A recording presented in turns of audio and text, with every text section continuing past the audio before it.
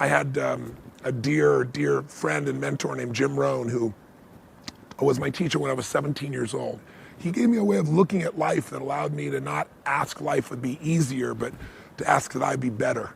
He got me to realize that the secret to life was to work harder on myself than my job or anything else, because then I'd have something to give people. And he really shaped me. What's up, dreamers? Welcome to another episode of Helpful Dreams. Today we're going to be diving into the best life advice from Jim Rohn.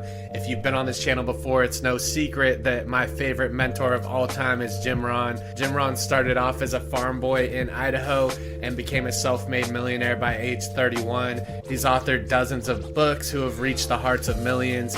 He also was a primary mentor to Tony Robbins and is a key component of Tony Robbins' success to this day. Real quick, before I jump into each element of Jim Rohn's philosophy, it's important to touch on the power of imagination. Imagination is super important when diving into any personal development because we need to be able to step outside of our comfort zone to visualize a future that's different than what we're currently living in right now. The power of imagination is what can take us from an idea to actually creating objectives and visualizing the path to the desired outcome. Imagination is responsible for things such as launching us into space, completing huge advancements in technology, as well as in the creative field of envisioning huge major productions. Imagination is the creative process in which we manifest our reality and we progress to a better future. I mean, think back only 10 to 20 years ago, before the internet and any of this technology was around us. It was a super different world that we lived in, and the imagination has the power to shape our world. It also gives us the ability to have faith that we can complete any task that we set out to achieve, and without belief there's no point in doing anything at all. If you don't believe it's going to be done, then why do it? So that's the first point of just going into this, is just pondering on the idea of imagination and creativity and having an open mind as we go through this. Element number one from Jim Rohn's philosophy is facing your fears. This is super important because when you begin to step out of your comfort zone, you're immediately going to feel fear. Our psychology and our mind is going to strive to keep us where we're at, but in order to create new habits and things like that, you're going to experience fear, discomfort, depression, anxiety, and all that stuff will come to you, especially when you're making rapid change. And so it's important to reframe it, recognize that it's just a signal that you're growing rather than a signal that you shouldn't be doing what you're doing, and progress and keep moving forward on to the next step. Super important because you're going to feel this right in the beginning. Element number two of Jim Rohn's life philosophy is use your willpower. Willpower is how we make the decision to change. It's how we initially say that I'm not going to live the next 5 years like I lived my past 5 years. It's how you make the decision to begin to start the trek through fear and into change. And so it's really important to use our willpower. It's the decision point. It's where we say enough is enough. I'm going to change. I'm not living like this anymore. Willpower often has to be executed when you're at your lowest moments, when you feel like you're depressed and you're never going to make it out of the comfort zone and you're never going to achieve the things that you set out to do. That's when you have to exercise your willpower, make the decision, commit to it, and then go into action. Element number three of Jim Rohn's philosophy is to own up to your mistakes. If we take responsibility for what we've done wrong in the past, if we actually look at it and instead of deflecting onto excuses or other people in our lives or circumstances, take accountability, try to realize where you went wrong and the mistakes that you made, and take responsibility for it, because that's how you truly identify the starting point to come from, is where you're at. We can't establish where we're going to go without establishing where we're at, and that takes accountability. That takes looking at yourself closely and seeing what could be improved. We can't fear looking at ourselves in the mirror. We have to go straight into it and take accountability, and this helps with the relationships. Sometimes all it takes is an apology for how you acted to completely eradicate maybe a difficult circumstance with your partner. This helps even in business. If you're in a tough situation, it's better to say, hey, you know what? I understand. I'm hearing you and I'm taking accountability for my actions. this is how we're going to move forward from here. Accountability is always the starting point to action that will truly move the needle in your life. Element number 4 is to refine your objectives and set your goals. So it starts with willpower to make the commitment to change. It takes accountability to understand where you're at. And then you set a vision. You set the bigger vision of what you want, and you identify the gap between where you are now and where you want to be. And then the steps become clear. The more that you take one step at a time, the more situations are going to open up for you. The opportunities are going to open up. And it's kind of the deal where the path comes up to meet your feet as you walk. It's important to just keep striving forward, take one step at a time, make sure that you're super clear on your goals and your vision, and the rest will handle itself. The human mind has an extraordinary way of putting the puzzle pieces together once it has an objective in mind. Element number 5 in Jim Rohn's philosophy is believing and having faith in yourself. Because you must truly believe that you can actually get your goals done, or else what's the point? If you don't believe that it's going to be done, if you don't believe that you can actually do it, there's no point in really trying to start doing it, because your mind's just going to battle with you every step of the way.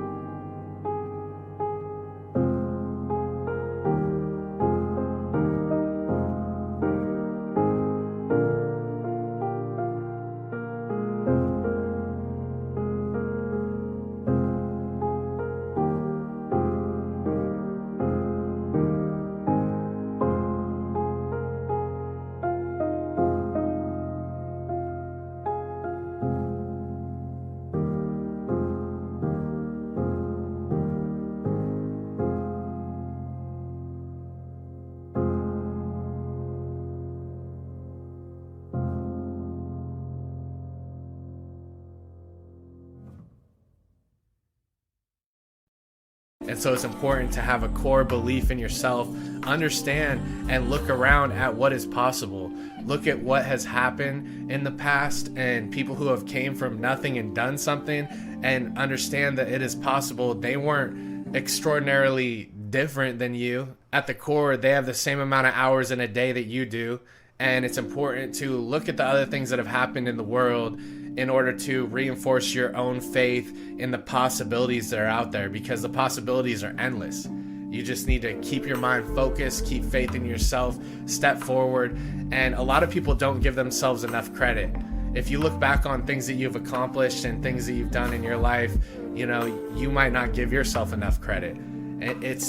Things are hard, life is hard. Even getting through the smallest of things, you did it and you were there and you overcame those challenges. Learn to love yourself and understand that anything is possible once we start to chip away at it and take one step at a time. Element number 6 is requesting and making use of wisdom. It's seeking out the right answers. It's being humble enough to listen to the opinions of others in an objective way, to where you're not instantly resisting what they have to say and throwing it out the door. You need to have an open mind, understand that there's a lot of people who have gone through what you've been through, and you must seek out wisdom. It's just like this channel. It's like things to keep your thought on track. It's like the books we read, the information we consume, and the people who are around us.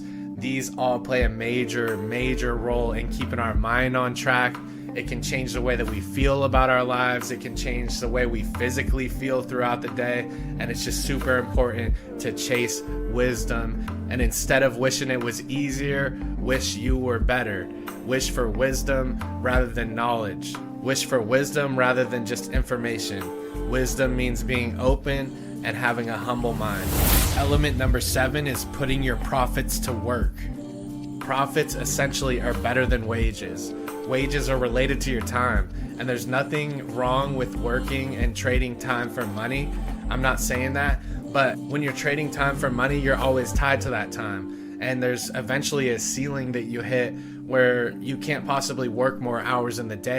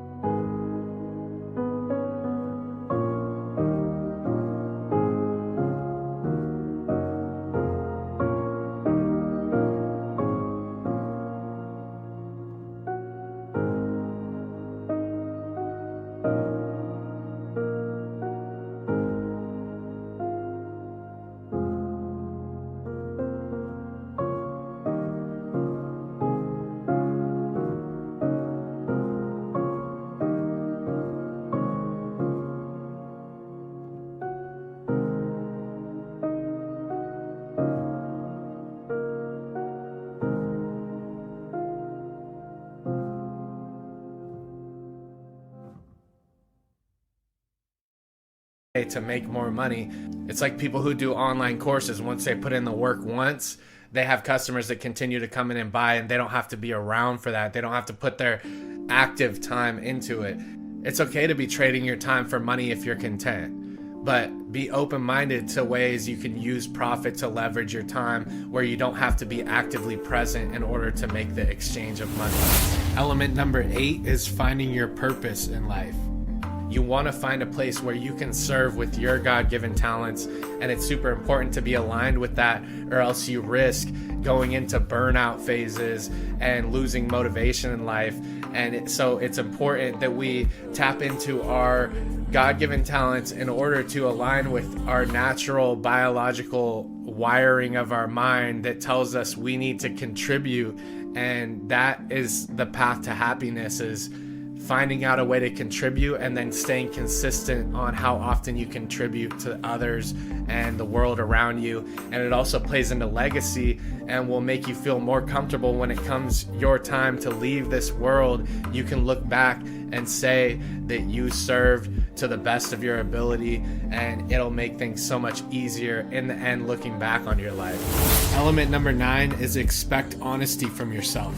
You want to strive always to become someone that you can count on, not only that others can count on you, but you can count on yourself. And how you do this is by setting commitments and then executing on those commitments in the time given and building the confidence that you can actually get the tasks that you set out to do done. You don't want to set super huge expectations in the beginning. You want things that are going to be realistic for you to get done, but one thing per day to commit to and execute to will reaffirm that you can count on yourself to actually get things done, and this will supercharge your faith in yourself and your belief in your capabilities. Element number 10 is execute your disciplines. Disciplines are the small steps that if we do them one step at a time, we continue to create a new reality for ourselves.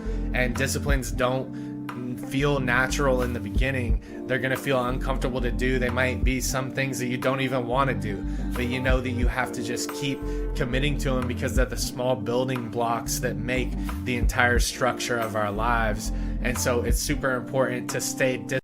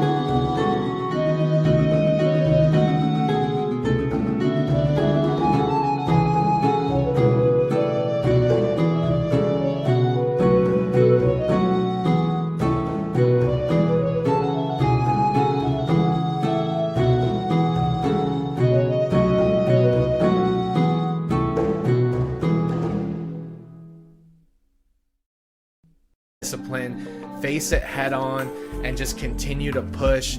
And this also will relay and reinforce your confidence and your faith in yourself as well. And these are the small actions that make the difference. Element number 11 is to defend what is right. A lot of the times, the answers that we're seeking exist within us. If we take the time to truly ponder and look at our life from the outside, looking in, we will identify the things that are right and wrong in our lives. And it's important to stick behind that. When you get a feeling and your intuition is telling you the right answer and the elements of your life that are possibly holding you back, believe that voice, because oftentimes it's true. We have the ability to consciously be aware of the things that are holding us back. And so it's important to identify what is right and then stick behind what is right no matter what. And that concludes the time we have today. I hope you guys subscribe if you like this content. It helps the channel and it helps spread out this message to more and more people. I really appreciate you guys for coming by. I just wanted to get together that defined list of all the elements that I've compiled from Jim Rohn's teaching in the past and get it all into one concise video for you guys. Thank you so much for coming by. I'll see you later.